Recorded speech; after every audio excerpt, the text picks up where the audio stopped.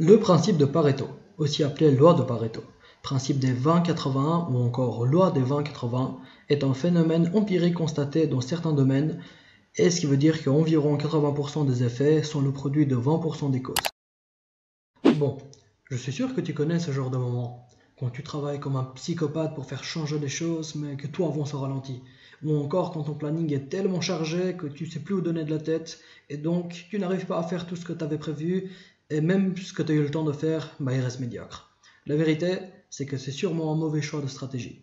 Voilà ce que moi je te propose pour travailler moins et gagner plus. Alors ce mec-là, c'est l'ami Pareto. De son nom complet, Vilfredo Pareto. Et ce type a mis en place la loi de Pareto. Et ouais, une loi qui porte son nom. Le mec est fort à ce point-là. Bon, je sais que la plupart des personnes qui regardent la vidéo savent déjà de quoi il s'agit. Mais si tu n'es pas encore familier avec le terme, je vais donc te sortir une petite définition Wikipédia. Et ouais, tu pourras vérifier si tu veux, on n'a pas le temps. Alors, le principe de Pareto, aussi appelé loi de Pareto, principe des 20-80 ou encore loi des 20-80, est un phénomène empirique constaté dans certains domaines, et ce qui veut dire qu'environ 80% des effets sont le produit de 20% des causes. Ok, je sais, copier-coller Wikipédia c'est bien beau, mais concrètement, qu'est-ce que ça nous donne? Eh ben, je vais te le dire. Et juste pour toi, voilà 3 exemples. Commençons, si tu veux bien, par Samantha.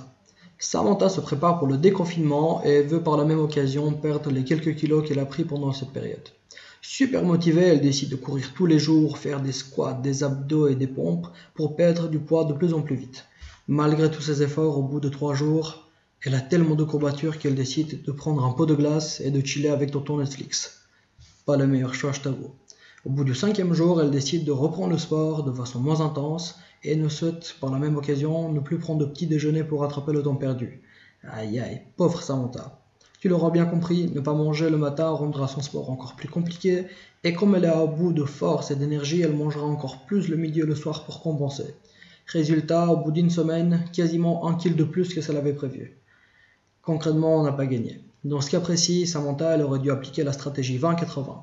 Au lieu de se tuer au sport, elle aurait pu changer juste son alimentation et faire un peu de sport par jour.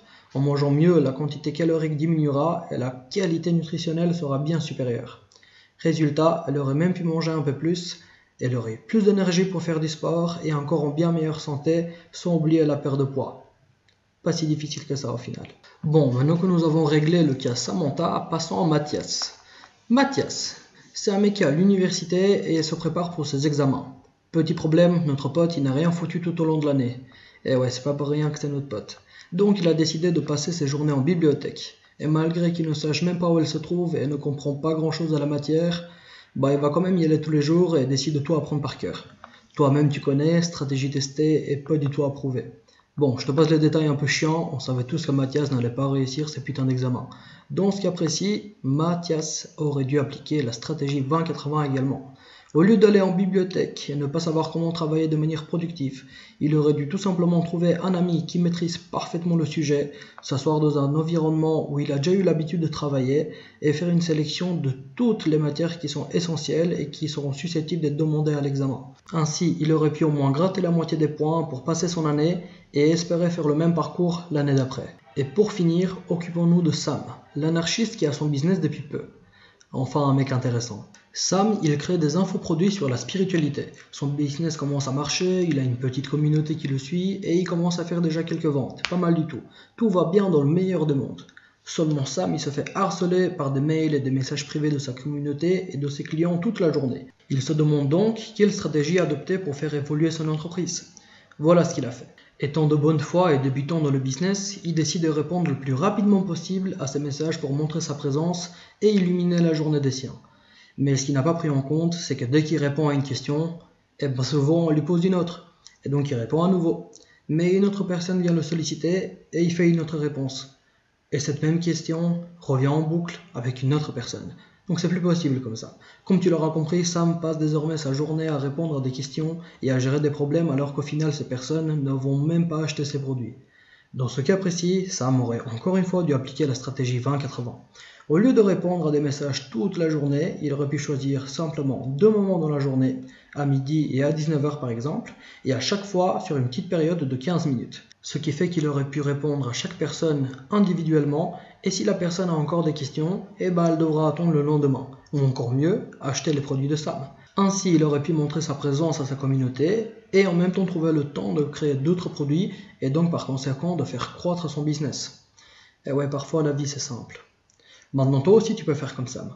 Utiliser la loi de Pareto en apprenant ce qui marche vraiment sur internet et en mettant à ta disposition les 20% qui te rapporteront 80% de tes résultats et de ton chiffre d'affaires. Bon, vu que tu as compris l'importance de bien choisir les 20% d'actions qui te changeront la vie, je vais te parler d'une opportunité 20-80 parce que je sais que tu n'as pas d'argent ou de temps à perdre avec les YouTube Buzz Business sur internet. Typiquement, si tu veux travailler sur internet, il te faut d'abord maîtriser un sujet de ton choix et ensuite apprendre ce qui va le faire décoller. J'ai nommé le marketing underground. Je vais maintenant t'envoyer vers mon mentor de marketing. Il est direct, cru et politiquement incorrect. Mais putain que c'est le meilleur quoi. Je t'ai mis un lien dans la description de la vidéo pour le rejoindre. Sache que maintenant tu as toutes les cartes en main pour littéralement changer ta vie et devenir un homme libre. Laisse tomber la motivation et mise sur la discipline. Maintenant, c'est à toi de jouer.